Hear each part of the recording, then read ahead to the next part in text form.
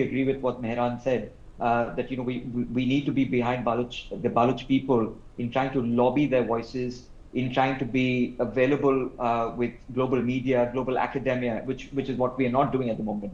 I mean, it was only last year when Mehran was in the Westminster Parliament where he coordinated with various people from the British society and British politicians, where we had a very informative session where people did not even know what Balochistan as a country was. Nobody knew that Balochistan had that many resources which it did not have access to, which was actually being exported to Punjab predominantly. I mean, the Sui gas, the Baloch people do not have any profits from that particular that gas mine, and all of it is now being exported to Punjab, which Punjab is the massive beneficiary of. So all of these kind of information is not there in the public domain. That needs to be sent out, and we can only do that by when we have credible voices within the academia coming out and voicing those opinions, and global media taking cognizance of.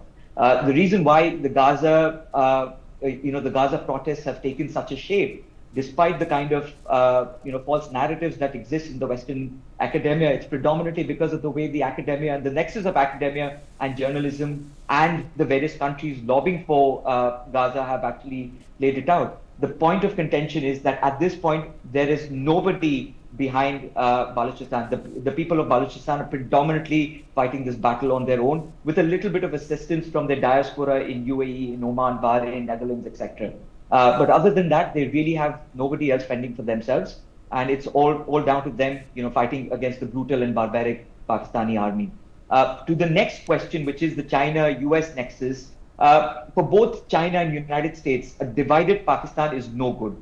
For them, the most advantaged situation for them is to keep Pakistan in this current drip feed kind of a scenario where, it runs from time to time either to beg to Saudi Arabia, then to China, and then to the United States.